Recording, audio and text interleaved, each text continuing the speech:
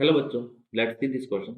Assistant, in taking into account the fact that any object which floats on average density must have less than that of water.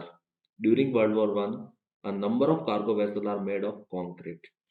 Reason: concrete cargo vessels are filled with air. देखो उन्होंने बोला है कि किसी भी object को float करने के लिए उसकी जो डेंसिटी है वो डेंसिटी जो वाटर की डेंसिटी से क्या होनी चाहिए, कम होनी चाहिए। इसको अपन देखते हैं क्या है कि सपोज हमारे पास कोई ऑब्जेक्ट है, ये हमने कोई ब्लॉक लिया, वो लिक्विड में फ्लोट कर रहा है। यदि वो लिक्विड में फ्लोट करेगा तो उस पर डाउनवर्ड डायरेक्शन में ग्रेविटी का फोर्स लगेगा mg और अपवर्ड डायरेक्शन में बायन्सी फोर्स लगेगा fb। उसको फ्लोट करवाने के लिए जो fb है that should be equal to mg, ये होना चाहिए। अब इन दोनों का रेशियो लेते हैं तो fb जो सॉरी mg होगा that mg is equal upon fb करते हैं। अब mg में क्या आएगा, मास को लिखते हैं volume of block multiply density of block rho multiply जी।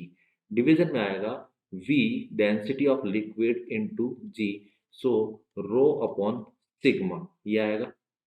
अब यदि किसी ब्लॉक को मुझे फ्लोट करवाना है तो लिक्विड की डेंसिटी जो है यदि क्या होनी चाहिए, ज़्यादा होनी चाहिए। ब्लॉक की डेंसिटी है क्या होना, लिक्विड की डेंसिटी है वो सिग्मा क्या होना चाहिए, ज़्यादा होना चाहिए। यदि लिक्विड की डेंसिटी कम हुई तो mg ज़्यादा हो जाएगा, मतलब ब्लॉक की डेंसिटी ज़्यादा हो गई तो वो क्या, ब्लॉक की डेंसिटी मटेरियल की डेंसिटी ज़्यादा हुई तो वो क्या आ जाएगा, mg ज़्यादा होगा तो वो फ्लोट में करके क्या होगा, अंदर सबमर्ज हो जाएगा। तो हमेशा वाटर की डेंसिटी फ्लोटिंग ऑब्जेक्ट की डेंसिटी से क्या होनी चाहिए, ज़्यादा। इसलिए इन्होंने बोला कि number of cargo vessel made of the concrete, concrete की डेंसिटी होती है जो है वो लिक्विड की डेंसिटी से कम होती है, इसलिए concrete cargos vessel are filled with air. इसलिए इन्होंने ऐसा किया ताकि वो सारे कार्गोस क्या करते रहे, फ्लोट करते रहे। तो असर्शन जो है वो ट्रू है। रीजन भी यहाँ पे क्या देखा है, ट्रू किया हुआ है, ट्रू है क्यों, इसीलिए एयर से फिल्ड किया जाता है, उनकी डेंसिटी वाटर से डेंसिटी से कम होती है। और ये इसको करेक्ट एक्सप्लेन भी कर रहा है। Now check the option A option. If assertion and reason both are true, and reason is the correct expression of assertion, सही है। If assertion and reason both are true, but reason is not the correct explanation of assertion, ये गलत हो जाएगा। If assertion is true, but reason is false, ये भी गलत हो जाएगा। If assertion and reason both are false, हमारे दोनों स्टेटमेंट ट्रू है।